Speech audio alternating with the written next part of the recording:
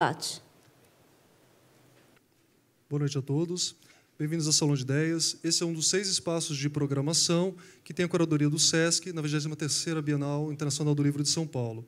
Essa é a mesa Copa Fora de Campo, que pretende discutir o impacto do Mundial de Futebol e dos Jogos Olímpicos nos países sede desses eventos, especialmente no caso do brasileiro.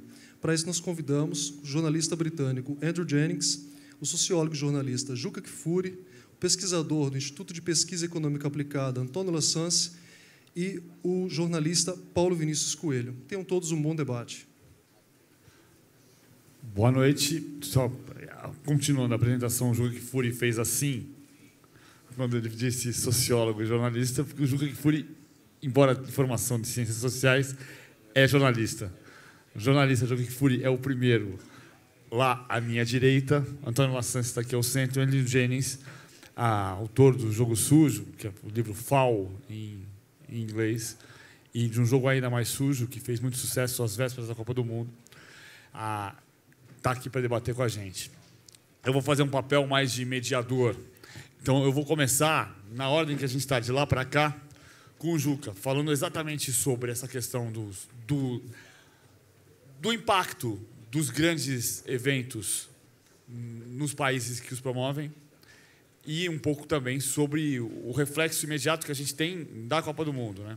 Eu diria que o Juca, na posição de jornalista, pode fazer uma avaliação absolutamente precisa de dois lados que Lassance e Jennings vão tratar mais especificamente. Digamos, o Lassance, a questão do impacto para o país, e o Jennings, do impacto que os eventos têm em diversos países, principalmente em relação à corrupção de Comitê Olímpico Internacional e FIFA.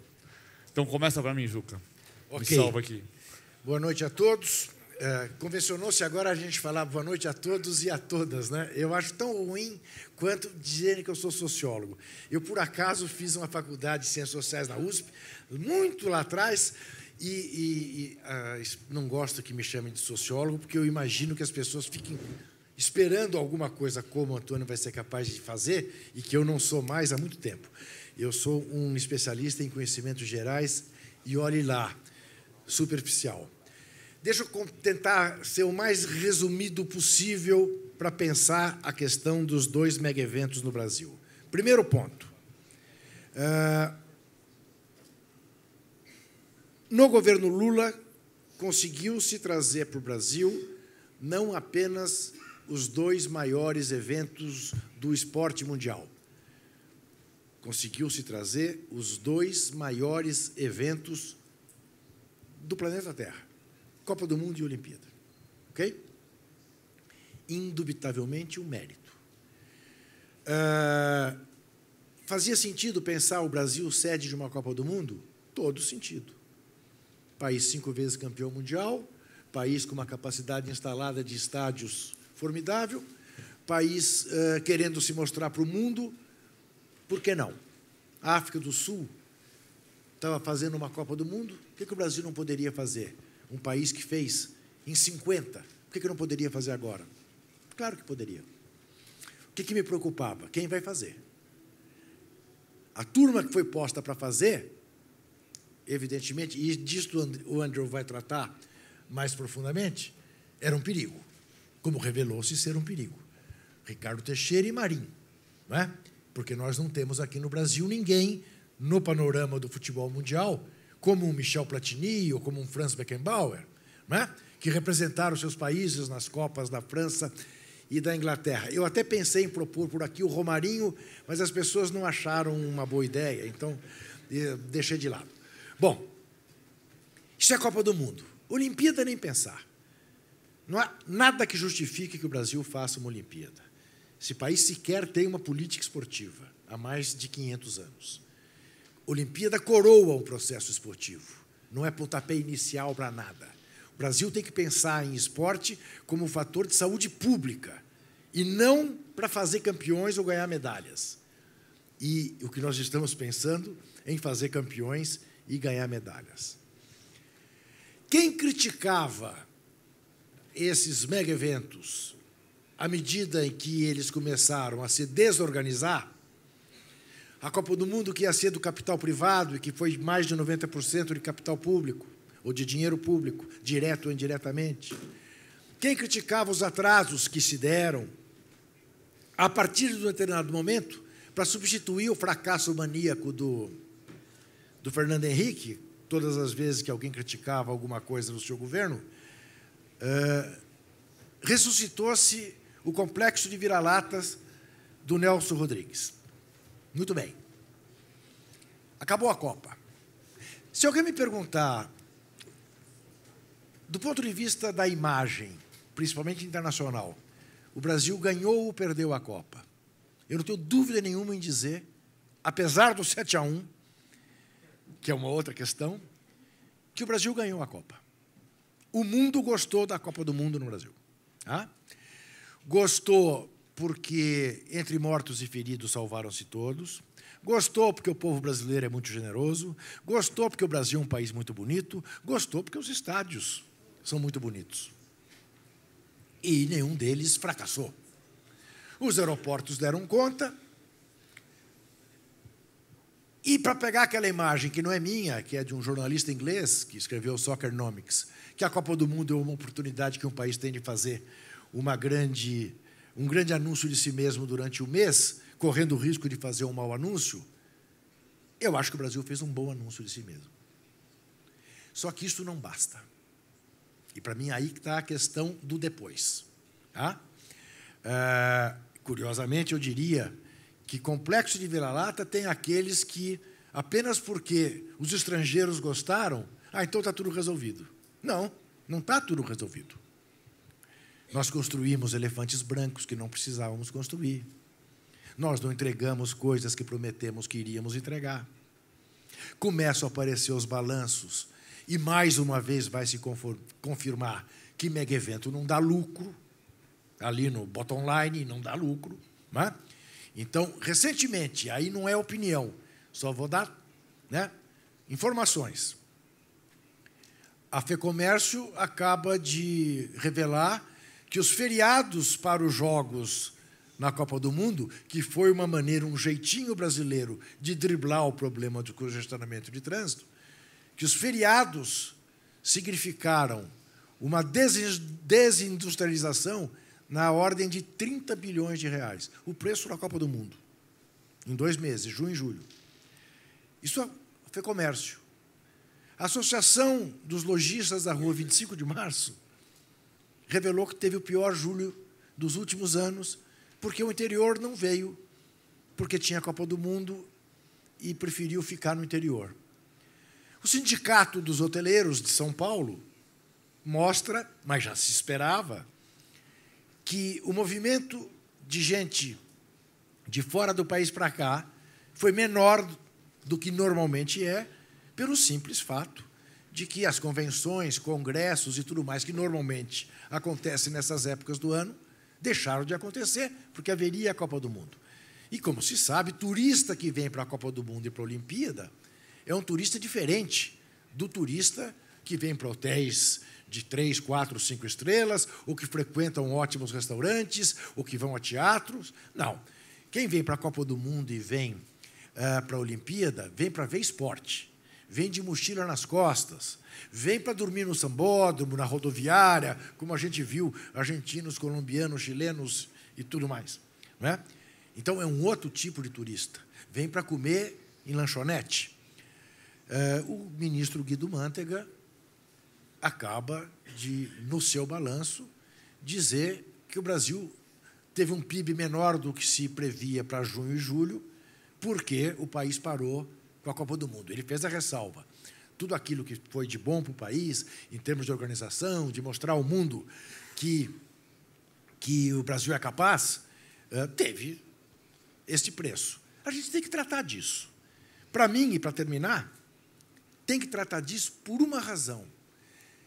Eu considero que os 2 maiores legados que a Copa do Mundo deixou para nós, é uma satisfação muito pessoal, que eu sei que é pequenininha, imagino que o Andrew também tenha gostado.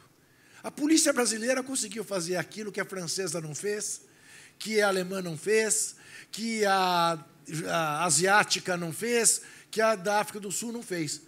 Prendeu uns caras da máfia dos ingressos do seu Blatter. A polícia brasileira. Em vez de ir na favela prender o meliante, prendeu no Copacabana Palace. Primeira vez que se prende um meliante no Copacabana Palace. Não é desprezível, não. Porque desde 98, na França, no mínimo, que se sabe desse esquema. Esse esquema do senhor Blatter, esse esquema do senhor Avelange, esse esquema do senhor Ricardo Teixeira, esse esquema da cartolagem do futebol, do senhor Grondona, que Deus o tenha, em mau lugar. Enfim, então esse para mim é um legado. É um legado. E é um legado que certamente tem alguma coisa a ver com a maneira altiva, diga-se de passagem, que a presidente Dilma Rousseff tratou essa gente. A começar aqui do seu Zé Maria Marim, que fez o elogio do homem que torturou o marido dela, mas também em relação ao Blatter. Nesse aspecto, ela se dá muito mais ao respeito, ou se deu, do que o presidente Lula, que é de bater na barriga das pessoas, né? Daquela informalidade dele, fica amigo de todo mundo. Então, esse é um legado. O segundo legado, um começo, pelo menos, de consciência de que as pessoas devem ser ouvidas antes de que se resolva fazer mega-eventos desse porte. E quando eu falo de mega-eventos desse porte, eu estou me referindo até, eventualmente, a uma hidrelétrica, a alguma grande obra. Nós acabamos de ver Estocolmo falar não para os Jogos de Inverno de 22. Samoritz falar não para os Jogos de Inverno de 22. Por quê? As suas populações foram ouvidas e disseram, nós não queremos. Nós não queremos. E o prefeito disse, bom, se vocês não querem, não façam. Porque essa é uma outra questão que se coloca para um estadista. Esse mesmo livrinho, talvez o Jennings conheça até o autor, eu o conheci agora no Rio, Simon Kupfer. O Simon Kupfer diz o seguinte, que ele acha, até me surpreendeu, ele escreve para o Financial Times, quer dizer, também não surpreende tanto, que é função de um estadista fazer seu povo feliz por um mês que seja. Por um mês. Desde que ele pergunte para o povo, escuta aqui, ó, vocês querem, vamos fazer uma festa de um mês, uma Copa do Mundo? Todo mundo vai se divertir. É muito legal receber uma Copa do Mundo. Vocês querem? Vai custar 28 bilhões de reais. Nós até temos esse dinheiro. Vamos ter que não fazer alguns investimentos e tal, para jogar esse dinheiro aí na Copa do Mundo, mas pode ser que valha a pena. Querem? Eu sou capaz de apostar que no Brasil 90% diria quero. Faria com esse respaldo. Não se fez com esse respaldo. Não é? E eu acho que esse pode ser um legado. Que o povo brasileiro se convença de que, em regra, mega-eventos são melhores para os bolsos de quem os promove e das empreiteiras que os constrói do que propriamente para as cidades que os recebem. É isso que eu queria deixar registrado assim nessa minha intervenção. Uma coisa que faltou eu dizer, a gente vai até às 21 debatendo com o Juca, o Lassance e o Jennings, e depois às 21, se for um pouco antes talvez, a gente vai até 21h30 conversando com vocês. O Lassance, só para apresentar direito, doutor em Ciência Política pela Universidade de Brasília, técnico de planejamento de pesquisa do IPEA, tem, pelo que eu li, às vezes uma visão um pouco mais otimista do que ficou da Copa do Mundo. Eu vou, até para explicar para o Jennings, pedir primeiro para o Lassance contrapor, eventualmente, alguma coisa que o Juca tenha dito que você discorde, fazer a sua análise breve, por causa do nosso tempo, do que ficou, do que você avalia do que foi e do que pode ser a Olimpíada, até para o Jennings depois dizer quanto mais poderia ter sido se não fosse toda a estratégia de corrupção que envolve os jogos, tanto os dois maiores eventos do mundo, como definiu o Juca. Perfeito. Boa noite aí a todos e a todas, né? Antes de pegar o gancho aí do Paulo, quero agradecer aí a Boitempo pelo livro, que é esse aqui. tá no stand ali da Loyola I-600, tá? Custa só R$10, porque os autores abdicaram de ganhar qualquer coisa sobre isso e porque o senhor Raymond Whelan também não passou perto desse livro, então por isso que ele custa só R$10. Então ficou bastante barato, né? Agradecer ao SESC também a presença de vocês. Eu, de fato, sou o único aqui que precisa explicar, né, o que está fazendo aqui, com duas celebridades, né, um especialista em futebol, dois especialistas em futebol brasileiro, e Mr. Jennings também, especialista, né, em chafurdar os negócios da FIFA. Eu acabei escrevendo um dos capítulos desse livro por conta do repique, né, do sucesso viral de um texto que eu fiz em janeiro, em férias, que não tinha nada a ver com o IPEA, quando estava crescendo o movimento Não Vai Ter Copa, quando os governos, todos eles, abdicaram de fazer o debate público sobre isso, né? Se alguém deveria ter ido para a praça pública, para a rua, e enfrentado o debate para dizer nós vamos fazer uma Copa por causa disso, disso e disso, seria o governo. Aí eu tive que gastar um sábado, um período de férias, para fazer um texto que acabou tendo um repique grande. Eu derrubei a página da Carta Maior umas 2 vezes lá. Hoje, acho que está por volta dos 40 mil compartilhamentos em Facebook. Eu até conversei com o pessoal que cuida da página e falei assim, pô, bacana, né? O pessoal gostou do texto. Ele falou, não, boa parte, eu não sei se talvez seja metade, é o pessoal que odiou o texto. É o pessoal que usa e fala assim, olha só que absurdo, olha só, o cara é um vendido, né? Eu tenho ganhado uma grana para fazer isso. Aí eu falei, olha, eu vou falar algumas coisas que, né, eu falei no texto algumas coisas que eu não tinha visto o governo fazer, né? Então, esse texto que está no capítulo da Boitempo, na verdade, é uma outra reflexão. Alguns dados eu uso, né? Eu simplesmente peguei os dados do portal da transparência, coisa que ninguém fez.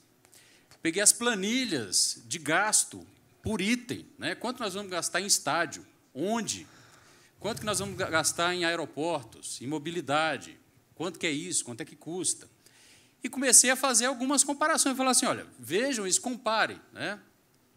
E tentei associar isso com uma discussão que me é muito cara. Como eu sou o único não famoso aqui na mesa, eu até vou fazer uma firula daqui a pouco mostrando um vídeo para vocês, que eu acho que assim, sintetiza muito mais do que eu poderia dizer, um vídeo dos chilenos, né?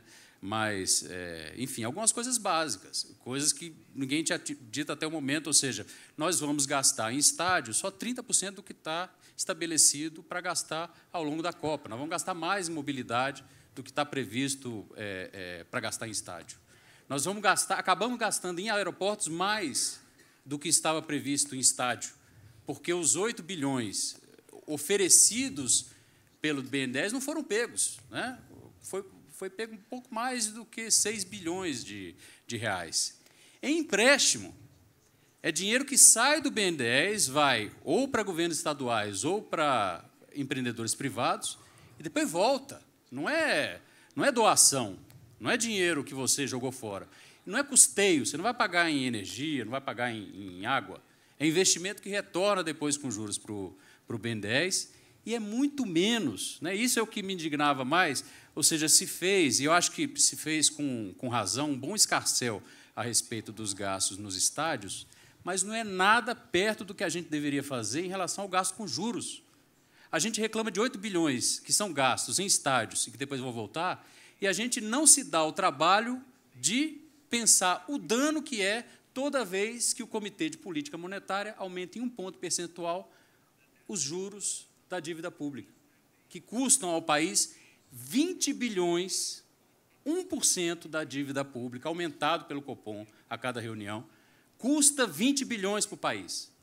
E não é dinheiro que volta. Você tem como comparar esse número de 8 bilhões, 6 bilhões, com o investimento anual em educação? Quanto que a gente gasta em educação? Quanto que a gente gasta em saúde? A gente gasta mais de 80 bilhões em educação. A gente gasta mais de 100 bilhões uma parte disso em manutenção. Saúde.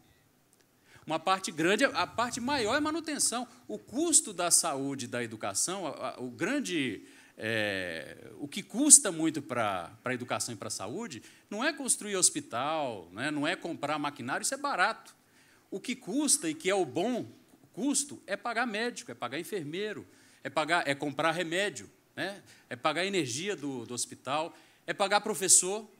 O custo maior da educação é pagar professor. 80 bilhões é muito? É pouco.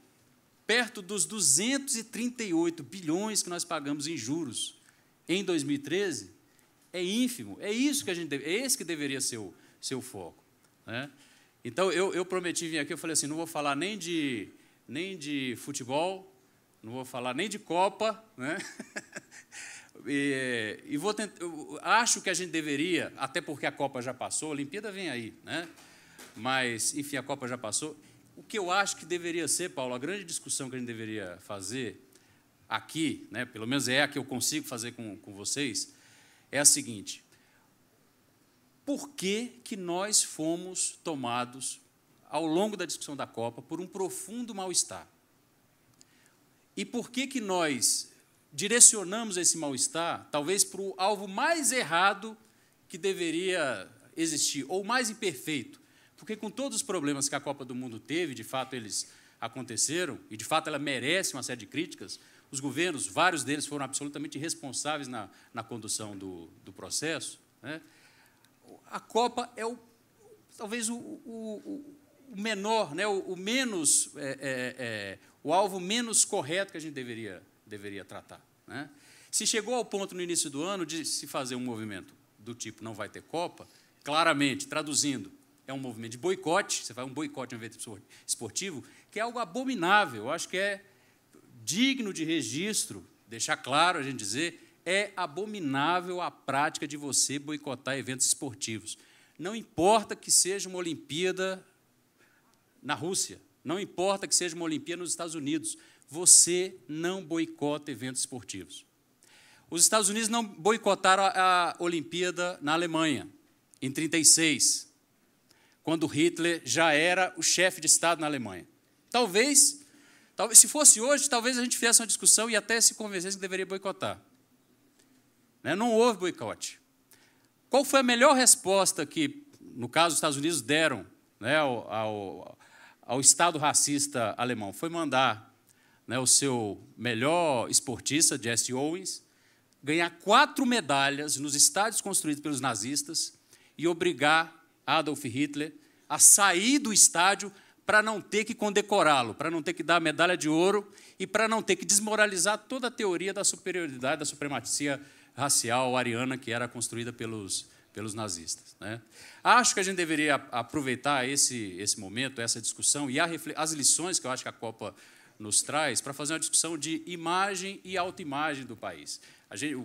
O Juca falou bem, ou seja, o ganho para a imagem do Brasil no exterior é extraordinário, mas, né, todos vocês, né, todos nós demos uma boa lição de como é que você recebe turista, como é que você acolhe as pessoas, como é que você transforma um evento numa grande festa, né, com uma grande acolhida, mas algo continua errado na minha visão, né, em relação ao nosso espírito. A gente continua com esse mal-estar e a gente reproduz esse mal-estar o tempo inteiro. Eu queria até, para fazer um exercício muito rápido, 1 minuto e 30 segundos, mostrar um vídeo para contar uma história rápida e finalizar essa conversa com vocês e deixar aí para o nosso Mr. Janis depois nos brindar com a sua reflexão. Não tem a ver com Copa, nem tem a ver com futebol, tem a ver com o Brasil. É um vídeo dos chilenos, da preparação deles para a Copa do Mundo de 2014 aqui no Brasil. Parece esquisito, mas eu vou explicar por quê.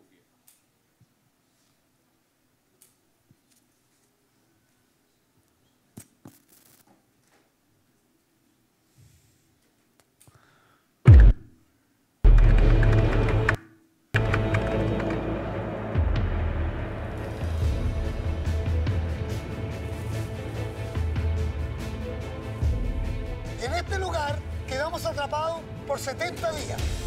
Nos había tragado la tierra. Fue ahí donde tuvimos que comprobar de qué estábamos hechos. Sabíamos que afuera había millones de chilenos que creían en nosotros. Y esta tierra fue testigo de todo eso. Por eso, esta tierra la llevaremos ahora sí a la cancha donde entrenará nuestra selección para llenarla de esperanza y coraje. Y así demostrarle al mundo que para un chileno nada es imposible. Que España es difícil, que Holanda es difícil. No los asusta el rumbo de la muerte. No nos importa la muerte. Porque la muerte la hemos vencido antes.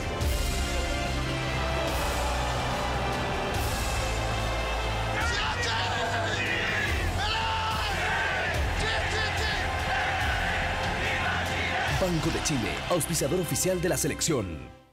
Tirando a parte do banco, a parte do vídeo eu acho bacana. Quem me mostrou esse vídeo foi um jornalista suíço, da TV Pública Suíça. País rico é país que a TV Pública é campeã de audiência, né? Assim que funciona por lá. E ele falou assim, olha, é a melhor propaganda que eu vi de preparação para a Copa. E eu concordei com ele. Nem ele era chileno, era suíço, eu brasileiro também. Mas é o tipo de vídeo que você vê e você se simpatiza, não só pela relação que, né, acho que todos nós deveríamos ter em relação ao povo chileno, né, o povo que nos deu Neruda, que nos dá Isabel Allende, que nos deu Violeta Parra e outros mais. Mas, enfim, eles pegaram os mineiros que estiveram lá atrapados, né, estiveram presos debaixo da terra, saíram nessa epopeia toda, se tornaram celebridades mundiais, viraram assim um símbolo do espírito chileno aguerrido.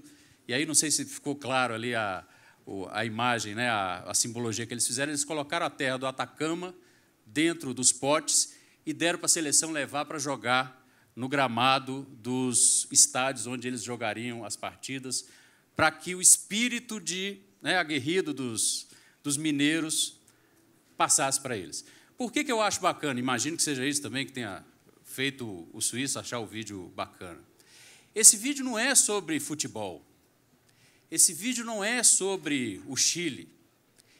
Esse vídeo é sobre pessoas simples, humildes, trabalhadoras, que conseguem fazer coisas extraordinárias. Quando a gente fala em futebol, não são 11 caras, um do lado, outro do outro, uma bola no meio, são pessoas de origem humilde, em sua esmagadora maioria, capazes de coisas extraordinárias, né? Pessoas que têm uma dedicação num momento porque acham que estão representando ali o seu país. Pessoas que mostram um espírito de determinação, pessoas que mostram um espírito de superação. Eu gosto de ver um vídeo desse, porque se fosse eu atrapado ali, preso lá no Chile, a primeira coisa que eu ia falar para todo mundo é, gente, nós vamos morrer, eu quero minha mãe, né? Ou seja, esse tipo de exemplo que o futebol nos traz, que essas experiências nos trazem, a gente trabalhou pouco, a gente trabalhou mal. Então, só para resumir, assim, você diria, em uma palavra, que, contudo, você tem uma questão econômica que você colocou, que é diferente do que a gente pensa, mas tem uma questão da autoimagem, né? O Brasil ganhou ou perdeu? Acho que o Brasil ganhou. O Brasil ganhou e ganhou porque, apesar de todo o veneno que foi instilado nas nossas veias, desde antes da Copa das Confederações, sobretudo, né, nós conseguimos criar anticorpos suficientes para expulsar esse veneno. Esse veneno era o quê? Esse veneno era de um discurso, de uma profecia que se pretendia autorrealizável, que dizia o seguinte: a Copa vai ser uma porcaria, porque a preparação está uma porcaria. Vai ter um monte de problema. Nós corremos o sério risco de passar vergonha. Vamos rezar para a gente não passar vergonha. A única coisa que vai nos salvar é o desempenho da seleção brasileira. Esse era o discurso que a gente tinha.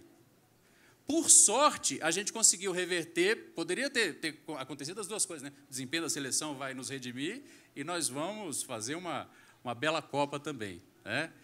No texto está muito telegraficamente, eu vou deixar para o debate isso aí, né, se é que vocês acham que vale a pena, a gente no debate explora um pouco mais isso. O problema não é tanto, né, a imprensa, por exemplo, seja aí a imprensa geral ou a imprensa desportiva, né, com prejuízo que eu acho que a imprensa desportiva entrou muito numa discussão não esportiva sem se preparar para ela. A imprensa esportiva, inclusive, começou a discutir obra sem saber o que é uma obra, sem saber ler uma planilha, sem saber a diferença entre um orçamento, o que é um orçamento, o que é gasto, o que é investimento, sem saber a diferença entre superfaturamento e sobrepreço, sem saber o que você exige o estudo técnico para saber se um estádio é viável ou não, sem separar as contas do que é gasto em torno dos estádios e gasto nos próprios estádios. Teve isso também, mas acho que essa é uma discussão menor. Acho que uma discussão maior, até porque a imprensa, ela não só contamina, mas ela é muito contaminada, e isso todos nós fazemos, é insuflar, é instilar um veneno que é uma lógica perversa em todas as nossas relações sociais e que estão ligadas a 3 bases fundamentais, a 3 estilos fundamentais. Por exemplo, você entra numa rede social, para você ter sucesso na rede social e bombar, você tem que fazer 3 coisas, algumas das 3 coisas. Você tem que ir para a linha do escracho, você tem que esculhambar alguém ou alguma coisa, você tem que ir para a linha da violência, você tem que buscar, né, dar foco a isso, ou você tem que ir para as ruas praticar algo que, pela violência, consiga ser chamativo o suficiente. Essa, por exemplo, era a lógica dos black blocs. E a terceira e última é a lógica da ostentação. A gente vive disso o tempo inteiro. A gente faz isso o tempo inteiro. E acho que a Copa caiu nesse veneno. O veneno da violência, você tem revolta, você trabalha essa revolta, essa indignação com violência. O veneno da esculhambação, você é contra alguma coisa, você esculhamba e você desqualifica o debate, ao invés de você qualificar o debate. E, finalmente, o debate da ostentação, que aí é a culpa, sobretudo, dos governos de fazer estádios, basicamente, para ostentação em relação aos demais mundiais. É isso, obrigado. Andrew, de tudo que a gente ouviu até agora, claro que você vai falar das questões que estão mais latentes para você e que tem a ver com o jogo sujo. Mas você acha que o Brasil ganhou? Se ganhou, podia ganhar mais? E desde quando é que não se ganha, se é que não se ganha, quando se promove um evento dessa magnitude? Pelo que eu me lembro do seu livro Fall, o primeiro, 74 e a entrada do Avelange na presidência da FIFA é um marco em relação ao futebol dessa mudança. Então, é aí que começou a ser ruim promover um mega evento? Ou antes era melhor? Enfim.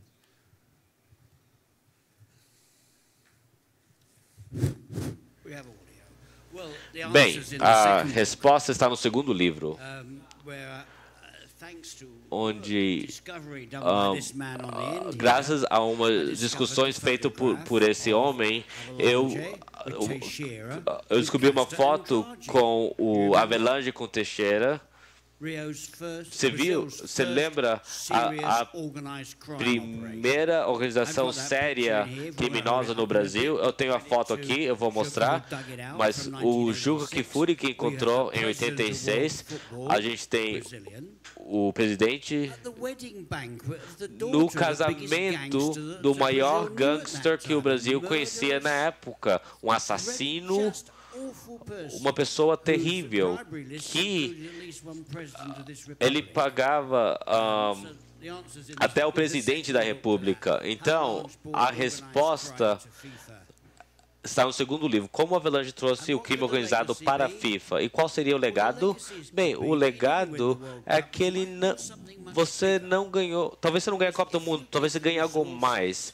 Porque se você der os recursos, se você se certificar que a polícia e os investigadores do Rio fazem uma investigação profunda do Ray William, os irmãos Barman, que gerenciam todos os bilhetes, as suas empresas Match, vocês, como os impostos, vocês pagaram todas aquelas coisas no Maracanã. Quem ganhou com isso?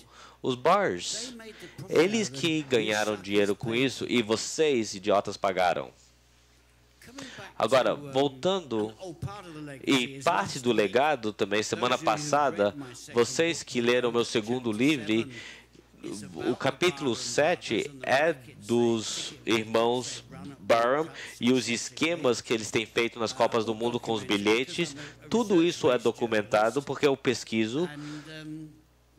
E o que está acontecendo no Rio está preocupando eles, porque a evidência que as polícias estão encontrando no Rio pode destruir Blatter e os bars, porque desde o começo o policial Fábio, eu acho, fez uma declaração que disse que estamos muito surpresos de ver como poucos bilhetes foram para os fãs, porque tudo faz parte do esquema da FIFA que fez idiotas de vocês, e a pessoa que trouxe a Copa do Mundo fez isso. Esse documento é 20 páginas de lixo.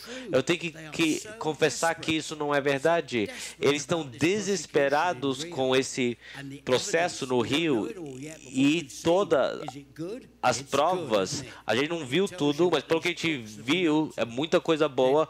Explica exatamente o que eles fazem. Eles estão querendo que tenha algum tipo de coisa que fala: Jennings confessa que eu menti. Eles me mandaram uma carta com toda essa besteira. Então, como vocês ganharam a Copa do Mundo? O Brasil não ganhou a Copa do Mundo. Quem falou isso para vocês? O pessoal fala que o Blatter deu para o seu capanga Ricardo Teixeira. O Brasil pagou. E o Teixeira queria fazer dinheiro e ganhar dinheiro com isso. Eu fico muito orgulhoso que eu encontrei a documentação que acabou com a carreira dele, que ele tinha recebido pela empresa de marketing ISL. Eu sei que muitas pessoas tentaram tirar aquele capanga, aquele ladrão terrível, Teixeira, tirar ele do esporte, e eu tenho muito orgulho por ter participado disso. O Blatter nunca criticou ele. Eles deixaram o Avalanche se safar. E pelo menos o Comitê Olímpico jogou ele fora. Eles investigaram. A FIFA não fez isso. Ele era presidente honorário até ano passado. E você vê quão imoral e terrível eles são. E o vídeo, eu fiquei um pouco confuso com aquele vídeo. A maior parte das histórias que eu conheço sobre a mineração no Chile são com grandes níveis de mortes, condições terríveis. Você tem certeza que aquele clipe não veio de 1936? Porque aquele ali foi Triumph of the Will, lembra? O estilo de Stalin. Agora eles fazem em Chile também. Você já viu? Em 1936, nenhuma mulher estava envolvida. Não queremos mulheres aqui, porque isso aqui é um mundo de homens. Nem pode ter uma menina lá falando: vamos lá, deixa o Chile ganhar. Quer dizer, a Alemanha? Não, Chile. Não, era uma fantasia masculina. E eu acho que é um insulto aos mineiros do Chile, porque nós lemos as histórias, vimos os documentários sobre os horrores da indústria mineradora desregulada do Chile. E eu não esqueço o que aconteceu, e você não esquece o que aconteceu no estádio de futebol de Santiago. Bem, nos livramos de um monte de problemas. E o Rio pagou propinas para entrar nos jogos? Eles nunca pegaram nenhuma propina, né? Imagina.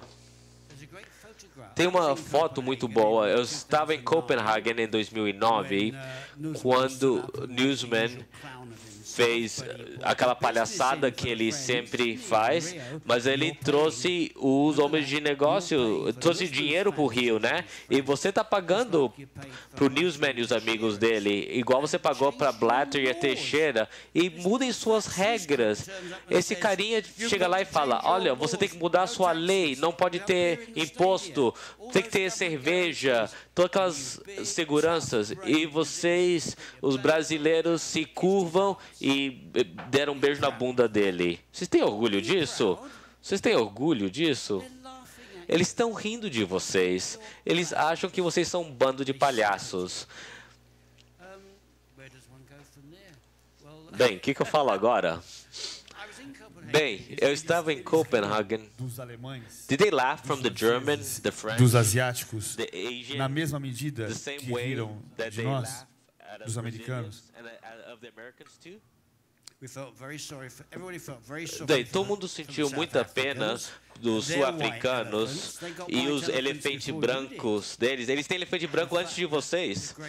E a grande tristeza da revolução, liderada por Mandela, desintegrou e virou corrupção por toda parte. E os nossos amigos, os Barham Brothers, eles estavam lá, como eu falo no meu livro.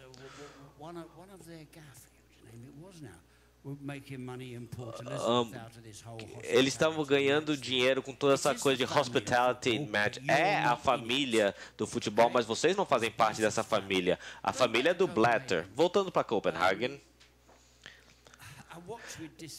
eu assisti incrédulo. Um dos problemas com a FIFA e com o Comitê Olímpico, vocês não têm isso aqui nesse país? Eu acho que tem muito na sua política de esportes que você pode se... Muitos repórteres devem se orgulhar, ele é um deles, e há muitos outros repórteres que estão buscando a verdade. Infelizmente, isso não acontece muito no meu país. Eu trabalho para a BBC e vai sair umas coisas bem devastadoras logo em inglês, que é o idioma dominante.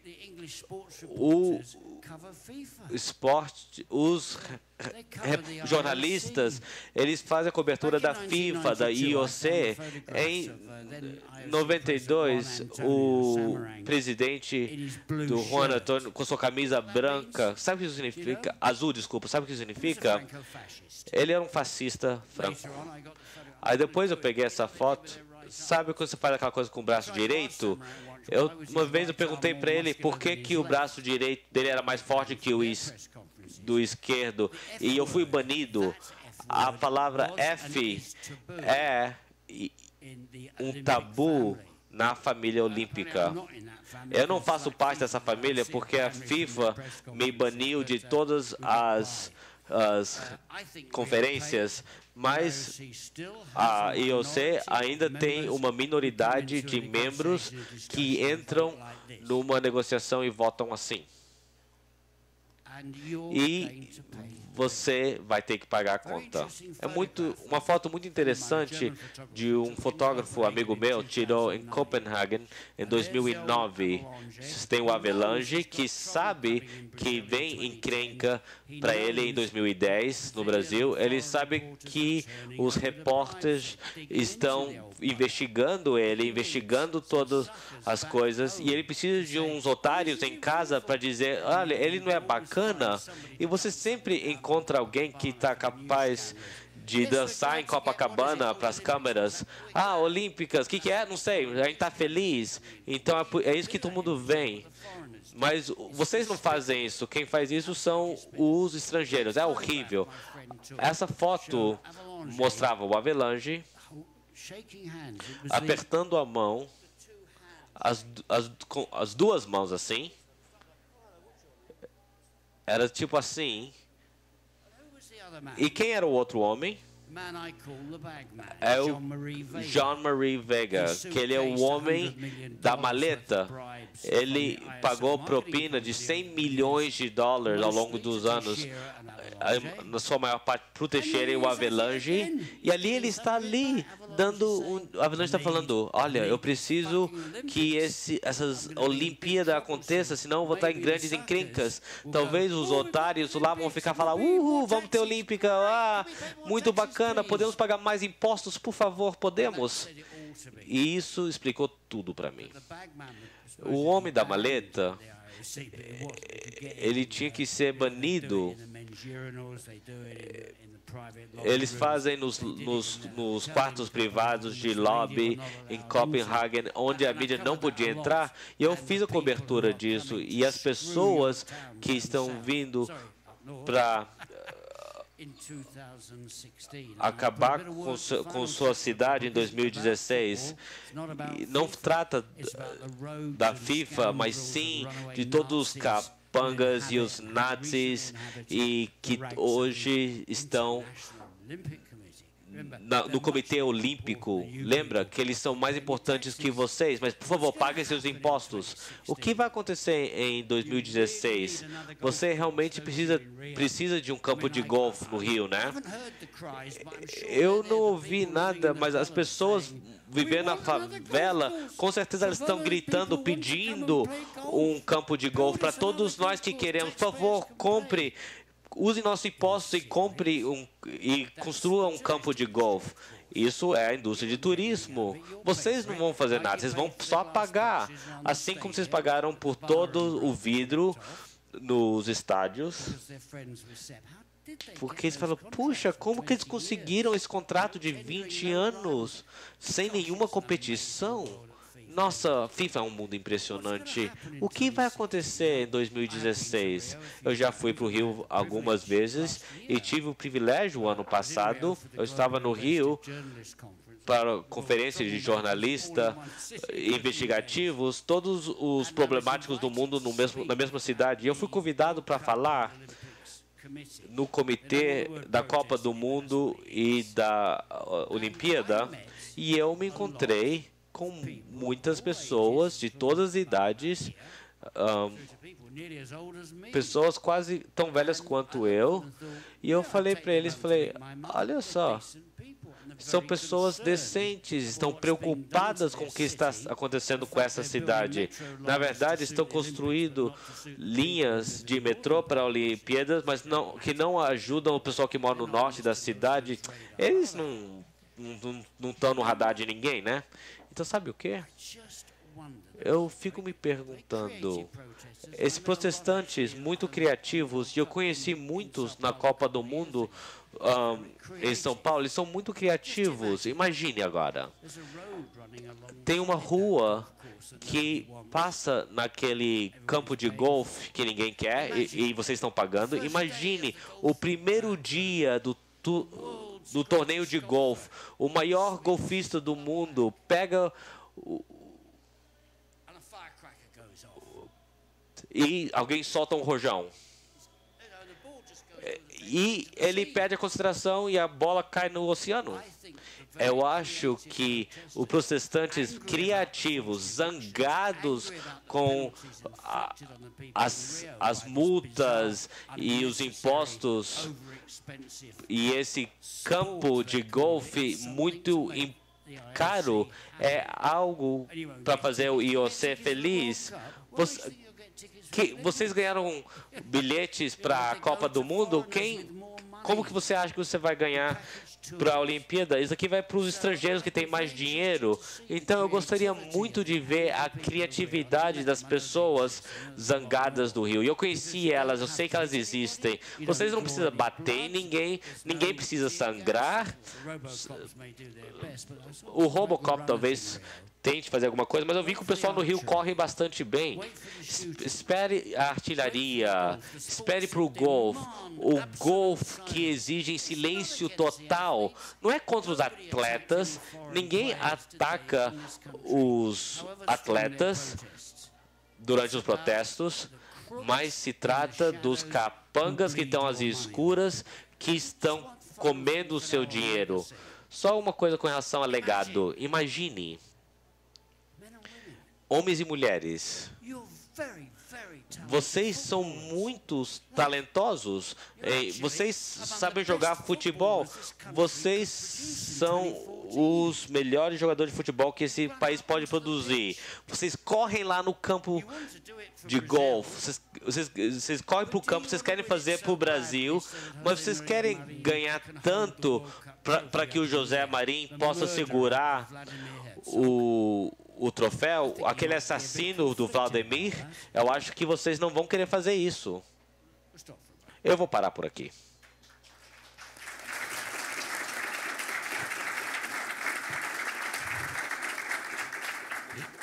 Eu acho que se a gente abrir perguntas, a gente vai ganhar mais nas respostas. Como é que a gente faz? Você leva o microfone. Então, quem tem perguntas?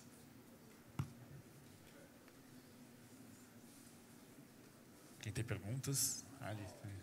Come on. Fala teu nome e para quem você quer perguntar. Meu nome é Denis, eu vou perguntar mais para o Jennings, mas vocês podem me ajudar também. Tudo que nós conhecemos sobre o futebol no mundo é gerido hoje pela FIFA, né? Futebol profissional. O que você diz nos seus livros é sobre essa máfia que é estruturada em torno da FIFA, sobre algumas pessoas lá dentro que fazem o dinheiro mandar numa atividade que deveria ser exclusivamente esportiva. Se hoje não existisse a FIFA, se fosse de alguma forma dissolvida, o que você acha que aconteceria com o esporte em si, não só com o futebol? No caso da FIFA, eles têm esse domínio amplo e esse dinheiro que gira realmente em torno do futebol, que eu acredito que seja o mais aclamado hoje no mundo, né?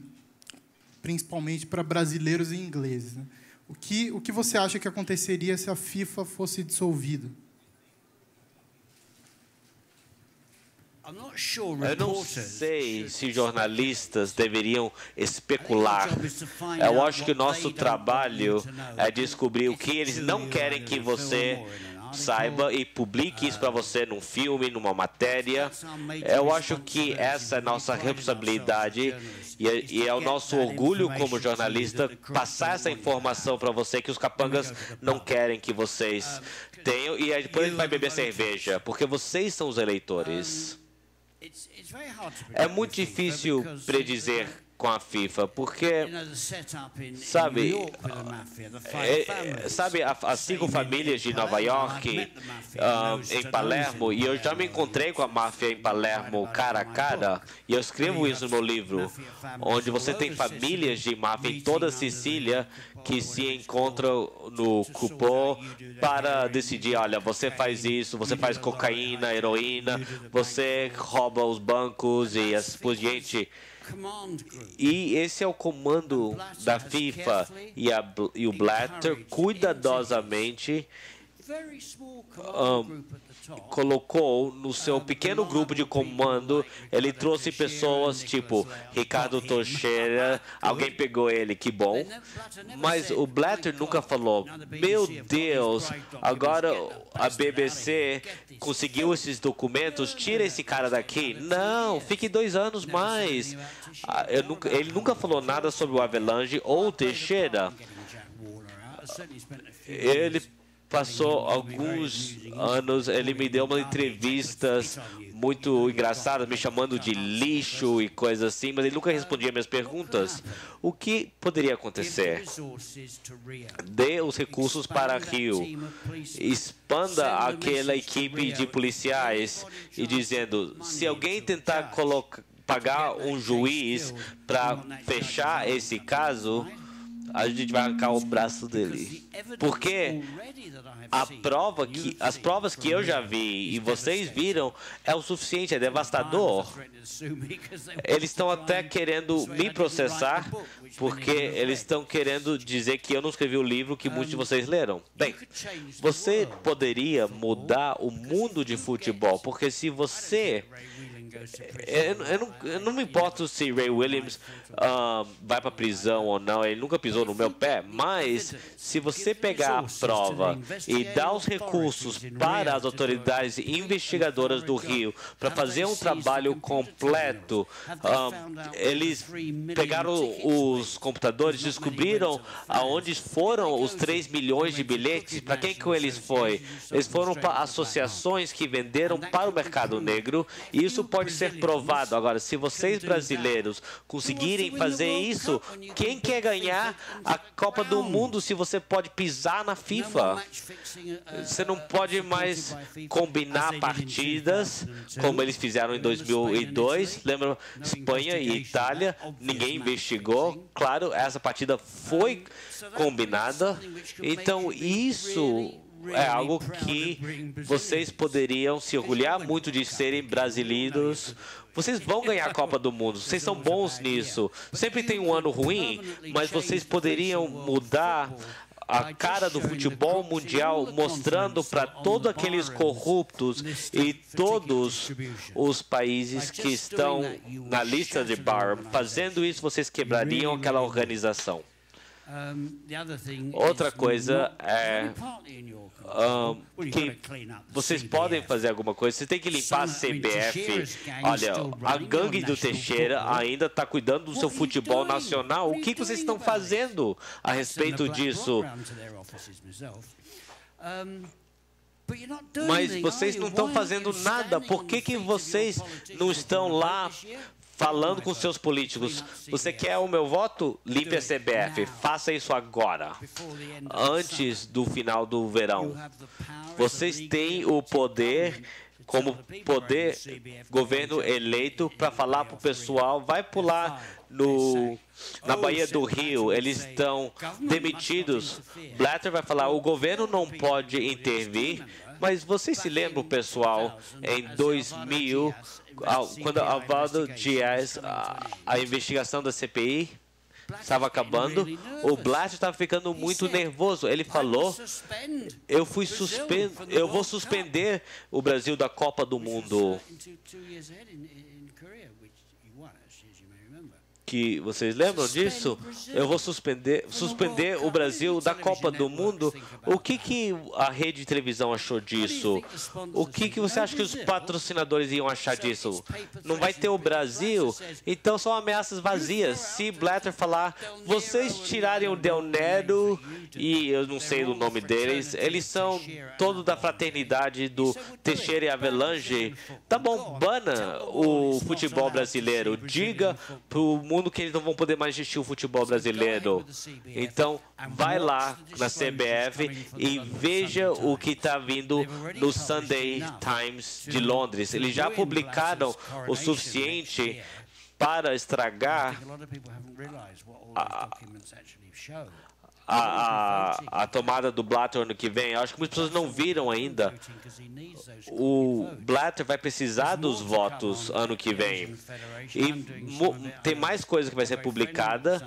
Eu trabalho muito com o Sunday Times, eu escrevo para eles às vezes. Então, as possibilidades existem, mas vocês precisam falar para os seus políticos e dizer, olha, tira a CBF.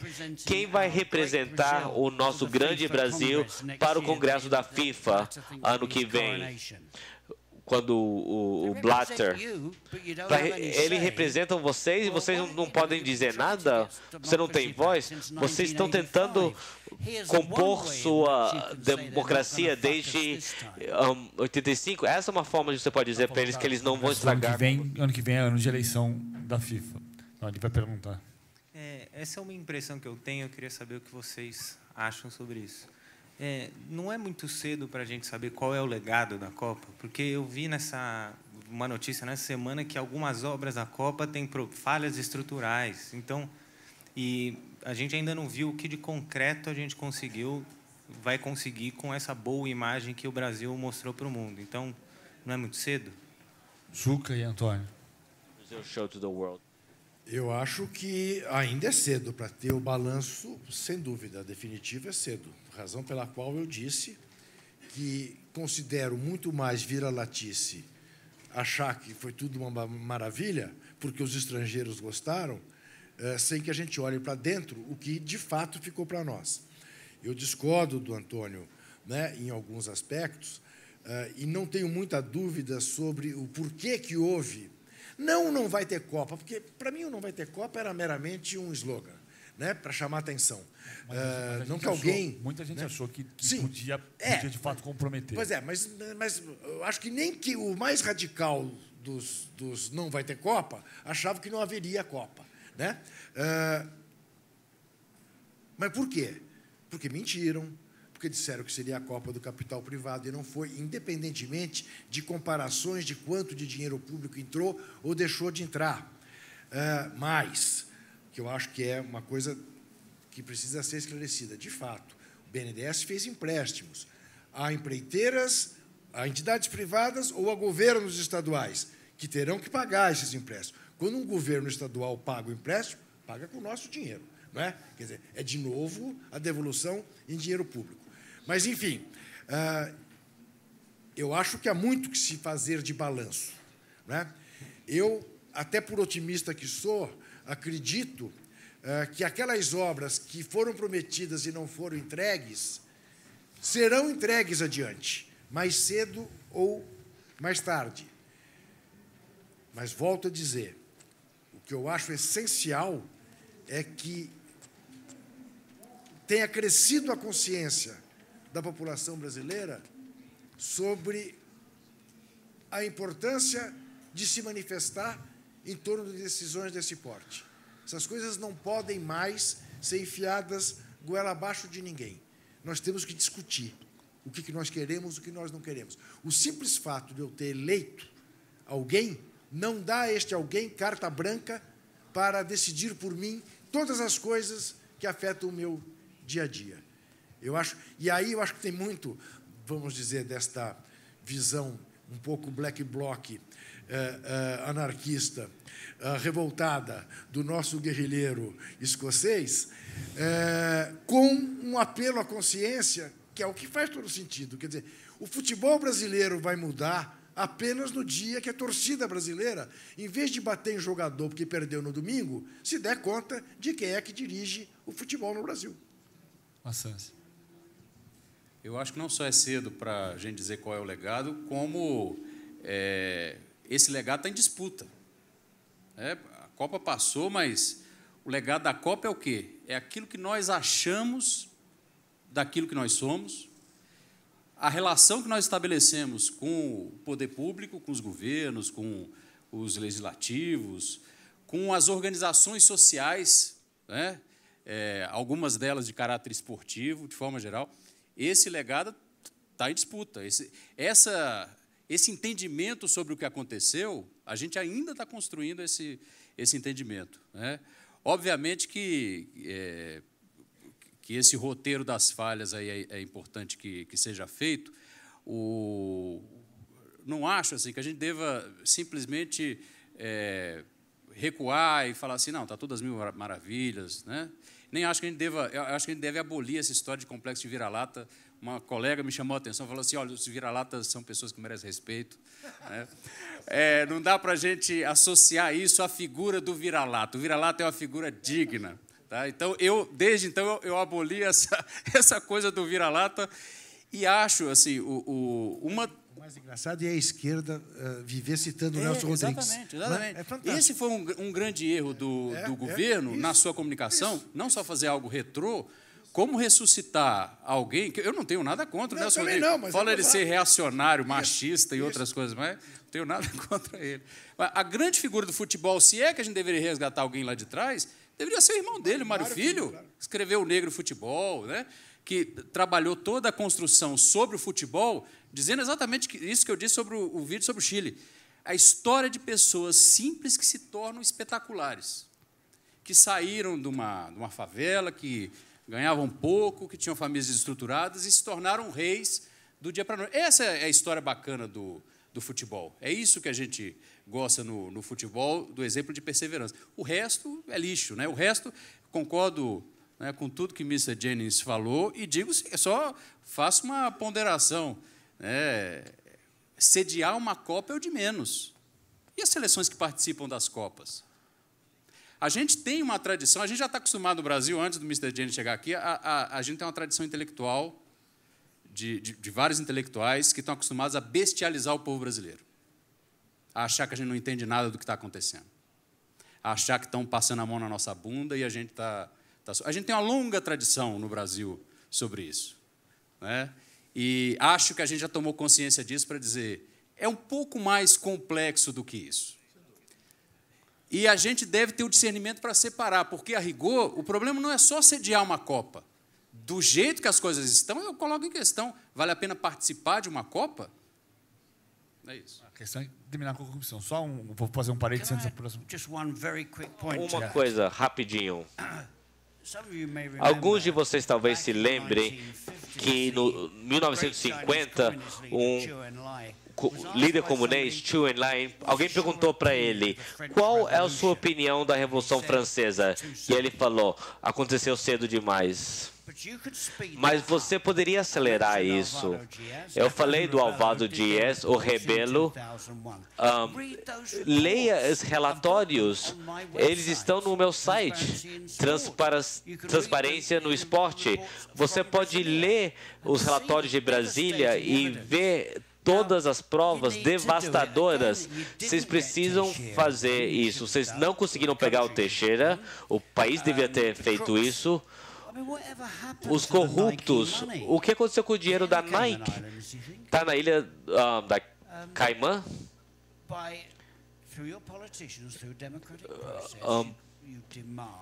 Com seus políticos por um processo democrático. Como que foram feitos contratos de bilhetes? Como que vocês pagaram por isso? E só mais uma coisinha. Última coisa, para os professores falar. A gente já ouviu falar disso tantas vezes. A construção está vazia. A construção está atrasada. Não vai estar pronta. Isso é um dos barulhos da construtora. Eles fazem de propósito. Começam a construir bem devagar. Você tem um prazo que chama Copa do Mundo, ou seja, qual for a competição. Aconteceu na Inglaterra também, em 2001. Eles constroem bem devagar. Aí fala, rápido, tem que terminar rápido. Aí, claro, mas vai custar muito mais. Aí o pessoal encontra o dinheiro. É o truque mais antigo. E quem estava liderando o ataque, Jerome Walker, que foi demitido por corrupção, veio para esse país, trabalhou com o Ricardo Teixeira nos detalhes desses estádios desnecessários, e era ele que falava, gente, tem que acelerar as obras, e você deveria ter falado, você precisa de um soco no nariz. A próxima pergunta. Tem uma questão que é prática. Eu estava falando do jogo agora há pouco. Eu fui para Cuiabá ontem, fui para Cuiabá em maio. Tenho questões que são, de fato, difíceis de você medir quando vão ficar. Em Cuiabá, em maio, eu fiz um relato assustador do que estava acontecendo ali. E ouvi do governo que você tinha, pela primeira vez em 30 anos, a tentativa de fazer, ao mesmo tempo, 56 obras. E que eles admitiam o fracasso, mas diziam que ali ia ter legado, porque a cidade vai ficar pronta até dezembro. Eu cheguei a Cuiabá ontem e é uma outra cidade. É diferente, o aeroporto a cidade está mais bonita, está bonita. Ela estava em obras e não estava pronta. A cidade, hoje ela existe. Agora, em relação ao que o Antônio falou, a grande falha, eu acho, como o Juca disse, assim, como ninguém foi consultado, foi um processo, a Copa do Mundo foi um processo privado chamado Ricardo Teixeira. Então você escolheu 12 sedes de maneira aleatória, e acho que até que a nossa crítica foi rasa em alguns momentos. Como, por exemplo, porque você pode fazer a Copa do Mundo da Amazônia desde que você tenha um projeto para o futebol de lá e para desenvolver a região e para trazer a Zona Franca para dentro do futebol. Isso não aconteceu em nenhum momento. Por isso você tem um elefante branco ali. Tem um elefante branco menorzinho em Cuiabá, porque estão fazendo rodadas duplas e estão botando 12 mil pessoas no estádio todo final de semana. Eram 500 pessoas. Então alguma coisa aconteceu, menos do que devia. Mas assim, a questão é que você podia ter um processo que fizesse a Copa do Mundo ser um trampolim para ter um processo de futebol no Brasil inteiro e acabar com esse mapa que é o Tratado de Tordesilhas, que acaba o futebol em Goiânia, não tem lado oeste. E isso não aconteceu. Talvez aconteça alguma coisa ainda, exemplo de Cuiabá, que é muito tímido. Talvez o futebol com os estádios sirva para fazer o futebol ser uma indústria de verdade, porque você tem potencial para fazer isso, para fazer o futebol gerar emprego e pagar imposto. E aí você vai ter um legadozinho, um legado, ainda que não seja o que todo mundo quisesse. Então, eu acho que é cedo, sim, para a gente saber exatamente onde a gente vai parar com o que se fez, com um projeto que, infelizmente, foi para acabar nele próprio. Porque aí tem uma questão, né, que é essencial. A gente está acostumado com isso também, e qualquer governo... E, aliás, deixar isso claro, né, porque também no clima de fla-flu eleitoral, uma crítica significa um tucanalha, um elogio é um petralha, E eu não estou nem um pouco preocupado nem com os tucanalhas, nem com os petralhas, né? E também não estou preocupado com os marinheiros. Ao contrário, muito ao contrário. Eu sou ateu. Enfim, quero dizer, disse uma coisa antes, se diz uma coisa depois, não é? Eu imagino até que o Guido Mantega possa ter tido a sua orelha puxada anteontem, né? Porque isso não se diz, né, ministro? Não diz que o PIB caiu em junho e julho por causa da Copa. Porque você me derruba o balanço. Tem lá uma meninada querendo saber do balanço. É cedo, é cedo. Mas, aí já é ponto contra a Copa. Aí ele tentou consertar. Não, mas foi bom para o país. Mas custou isso. Quando o PVC diz da necessidade de que fosse socializada a decisão, significa exatamente isso. De você dizer para as pessoas, não faremos um evento que necessariamente vai significar azul entre gastos e entradas. Mas teremos ganhos intangíveis, sabe lá por quantos anos? Nada disso foi discutido. E, como disse o PVC, nem sequer para o futebol nós tínhamos um projeto pós-Copa. Juca, posso Os alemães te tinham. fazer uma pergunta sobre isso? Mas você acha que se nós tivéssemos tido um plebiscito, que decisão você acha que o povo brasileiro tomaria em relação a isso? 90% aprovariam. Mas ainda assim, isso não excluiria que você não tivesse o projeto. É isso. E a grande falha é você não ter o projeto. É assim, isso. nós estamos fazendo isso aqui para chegar onde? It's not about hosting the World Cup, it's about controlling the Não é controlar, fazer a Copa do Mundo, mas controlar os gastos e as pessoas que estão realmente beneficiando. Os jogadores não se beneficiam, o povo não. É o controle. Não é quem fazer, mas é quem controla com transparência. E você começou a fazer isso e nós precisamos de mais transparência. Vocês precisam, o mundo precisa de entender com transparência como isso foi organizado. Vamos lá, Brasil. Faça o trabalho. Perguntas? Ele tem aqui.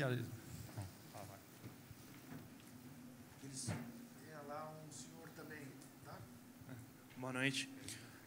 Assim como o Juca, eu sou corintiano, tenho ido em... Eu? Não? Onde você tirou isso? Eu ouvi por aí, desculpa. Só faltava essa. Ele é Flamengo. Tomaram de 3 ontem. Não posso falar nada. E tenho ido em Itaquera e não tenho gostado do que eu vejo. Parece um shopping em Guatemi. Eu não estou falando do mármore, estou falando das pessoas. E, para mim, o que eu enxergo é que o legado da Copa é uma elitização do espetáculo futebol. Não do futebol, do espetáculo futebol.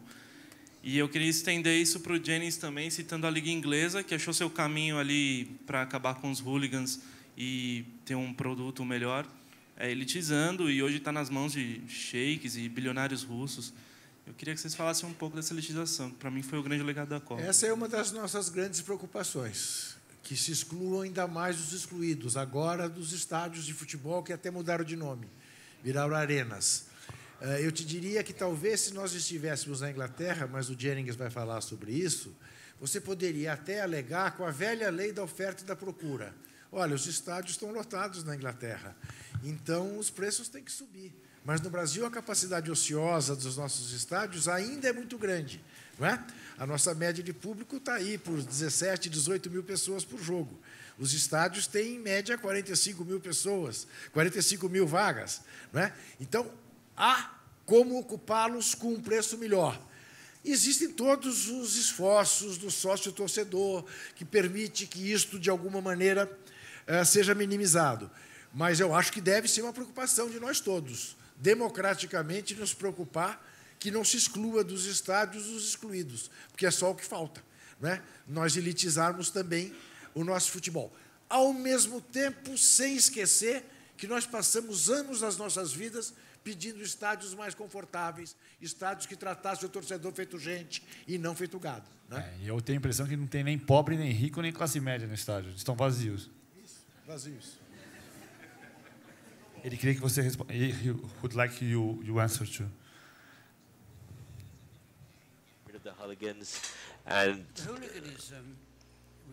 Os hooligans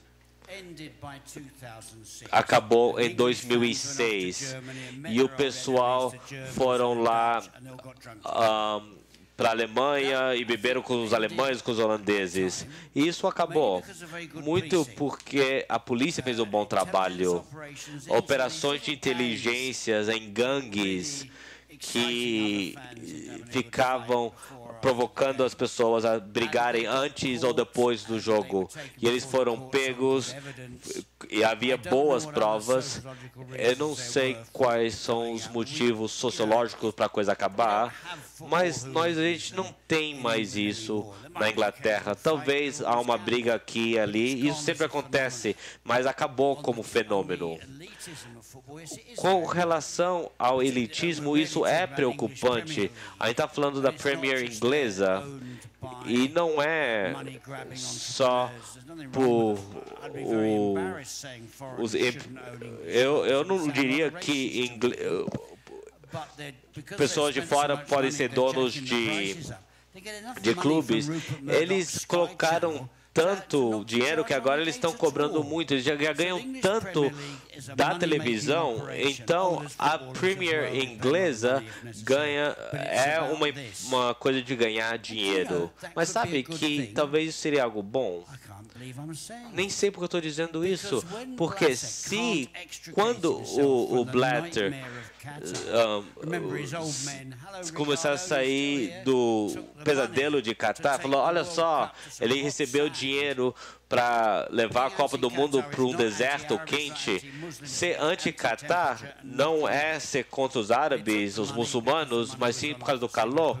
Eles receberam o dinheiro porque eles queriam dinheiro. Se ele não conseguir tirar a FIFA desse pesadelo, leve para outro lugar, um lugar mais ameno. Aí eu acho que a FIFA vai dividir, porque esses homens ricos, muito ricos, que são donos da Premier League, eles pagam 8 milhões de dólares por um par de pernas muito boas, que vão lá deixá-las se queimarem no desenho.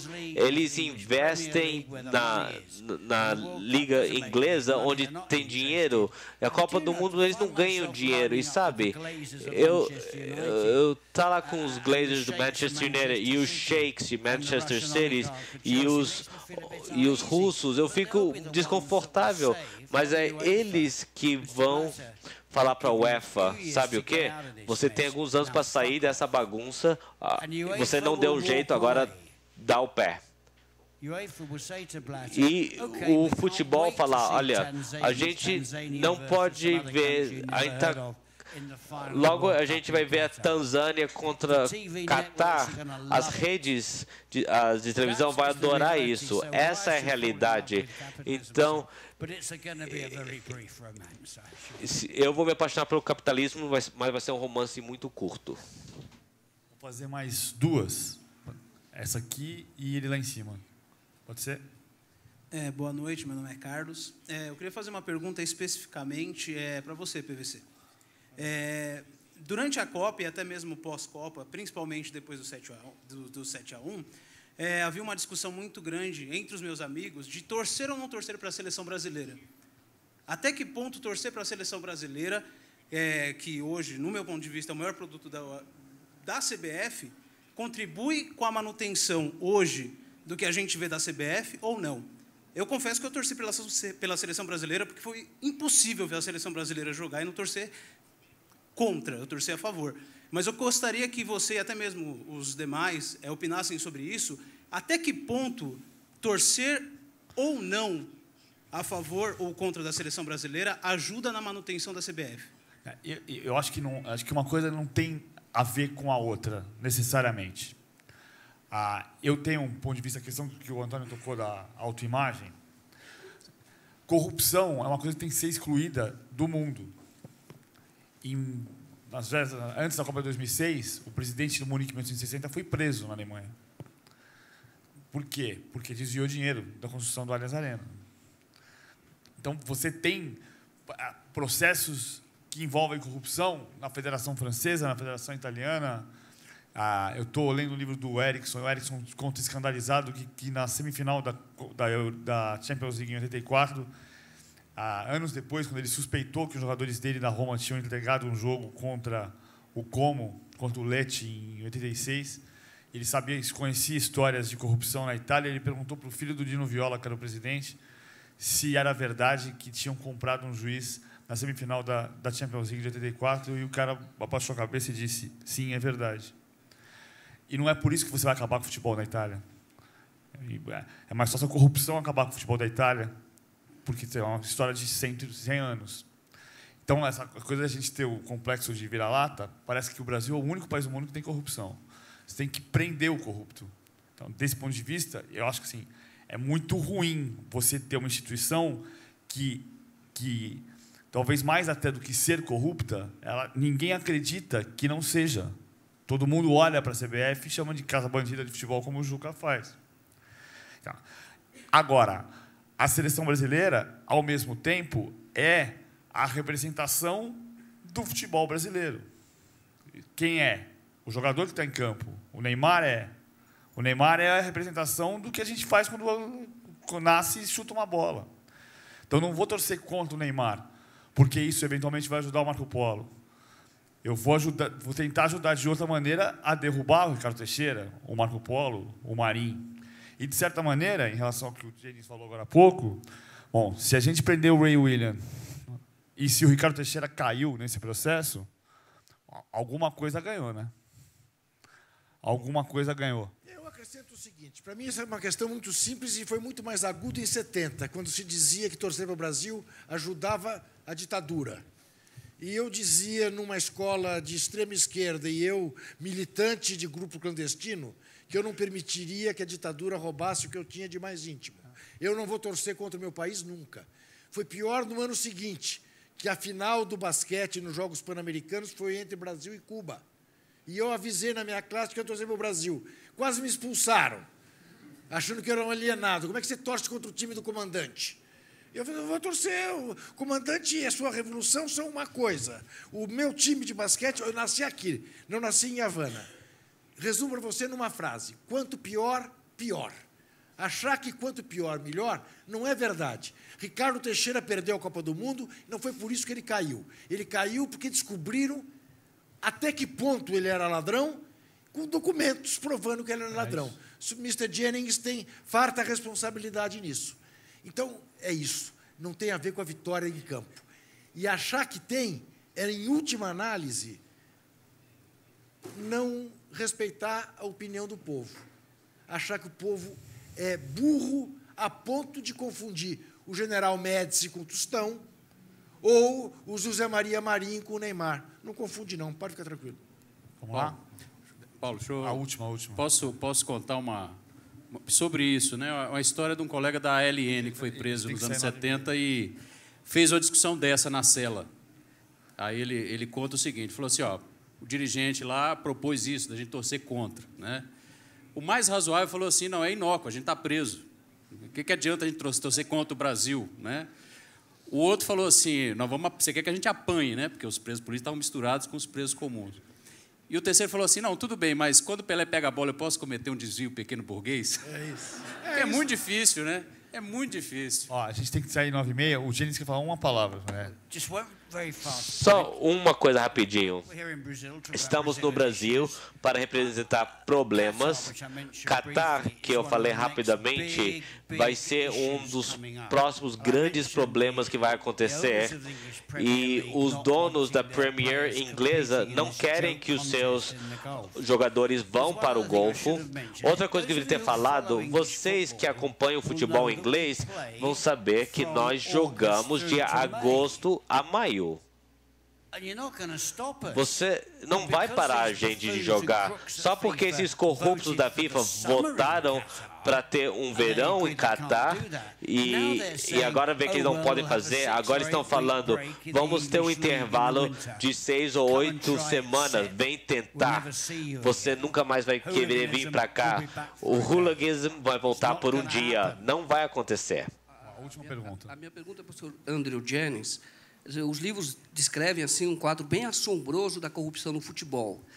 Mas eu gostaria de perguntar para o senhor a respeito dos corruptores, porque, particularmente no Brasil, ao mesmo tempo, quando contam os fatos, o senhor narra fatos que dizem respeito à compra de direitos de transmissão de televisão aqui no Brasil. Então, a minha pergunta é, que papel tem, por exemplo, as emissoras de televisão que compraram os direitos no Brasil nesse jogo sujo, e qual é o papel delas? Elas seriam vítimas ou, na verdade, são cúmplices?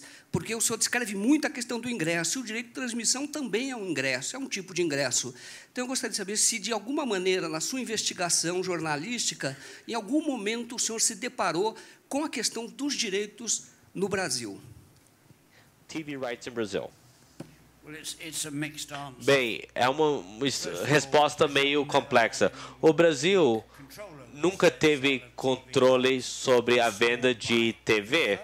É vendido pela FIFA e pelo o neto de Philly.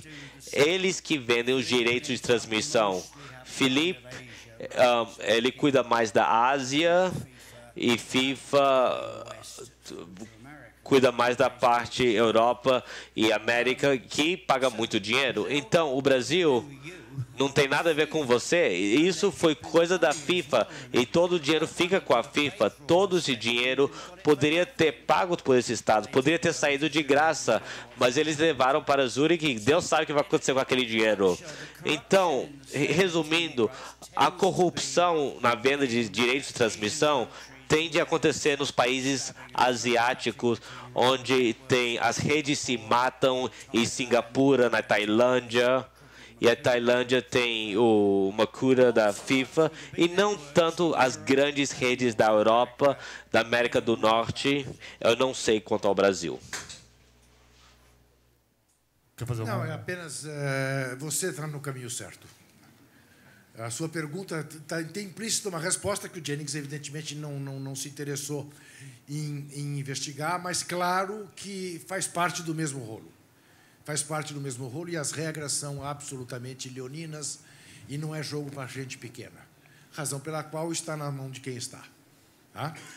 Recomendo que você veja o filme O Ano em que Meus Pais Saíram de Férias, do Karl Hamburger. Se você não viu... Ah, bom. E eu recomendo também, eu les convido a pedido da editora Bom Tempo, que na próxima terça-feira, no Museu do Futebol, às 19h30, haverá um outro debate, o que fica para o futebol brasileiro depois da Copa, com as presenças de João Sete, Bernardo Buarque de Holanda, José Sérgio Leite e esta besta que vos fala. Muito obrigado. Obrigado a todos. E a todas.